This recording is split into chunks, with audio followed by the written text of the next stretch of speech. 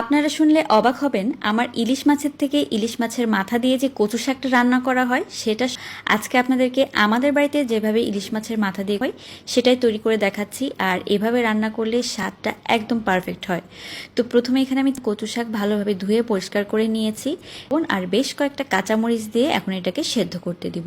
তো এই কচু শাক থেকে যে পানি বের হবে সেটা দিয়ে কিন্তু খুব ভালোভাবে পানি দেওয়ার আর দরকার নেই। তো আমি মাঝে মাঝে কচু শাক নিব, এতে করে কিন্তু কচু শাকটা খুব ভালোভাবে সেদ্ধ হয়ে যাবে।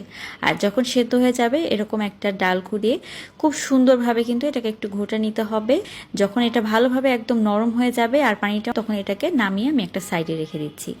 এবার আমি একটা কড়াইয়ের মধ্যে নিয়ে নিচ্ছি তেল। সয়াবিন তেল নিয়েছি 1/4 কাপ পরিমাণে, 1 কাপ পরিমাণে পেঁয়াজ কুচি। এবার আমি দিয়ে দিই গোটা জিরা, আর এটাকে এখন একটুখানি ভেজে নিতে হবে। তারপর দিয়ে দিলাম 1/2 চা চামচ আদা বাটা, 1 চা চামচ দিয়ে দিচ্ছি। তো এগুলোকে কিছুক্ষণ একটু ভেজে নিব। আর ভানে দিয়ে দিব 1 চা চামচ পরিমাণে ধনিয়ার গুঁড়া, এখানে জিরার গুঁড়া দিয়ে দিচ্ছি প্রায় পরিমাণে। তো এরপর আমি শুকনো মরিচের গুঁড়া দিয়ে দিলাম 1 চা চামচ পরিমাণে, আর তার সাথে দিয়ে দিব হলুদের গুঁড়া, স্বাদ মতো লবণ দিয়ে দিচ্ছি। আর এরপর ভালোভাবে কিন্তু এটাকে নেড়ে দেবে। আসলে ঝালটা আপনারা আপনাদের স্বাদ মতো কমিয়ে বা বাড়িয়ে নেবেন। করে একটু ভেজে নিয়ে পেঁয়াজ বাটা দিয়ে দিলাম এখানে 2 চা চামচ পরিমাণে। তো এখন সব মশলা একত্রে ভাঙিয়ে তারপর দিয়ে দিব সামান্য একটু পানি মশলাটা কষানোর। তো পানি দিয়ে ভালোভাবে নেড়েচেড়ে এটাকে মিক্স করে নিয়ে মশলাটা নিতে হবে।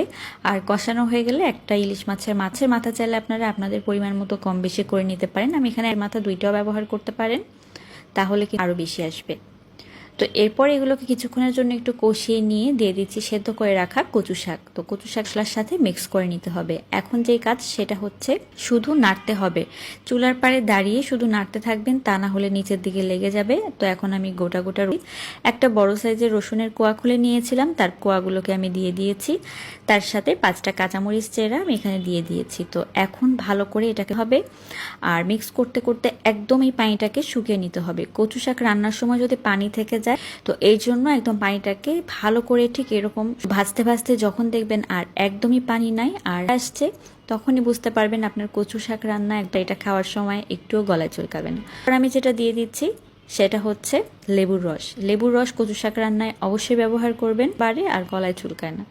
তো আমার একদম কচু শাক রান্না কমপ্লিট। এখন এটাকে গরম গরম সাদা ভাত দিয়ে খাওয়ার পালা। ভালো লেগেছে, ভালো লাগলে লাইক কমেন্ট করতে ভুলবেন না। বেশি ভালো লাগলে আপনার টাইমলাইনে একটা শেয়ার করে রাখবেন। সেই পর্যন্ত সবাই ভালো থাকবেন। আল্লাহ হাফেজ।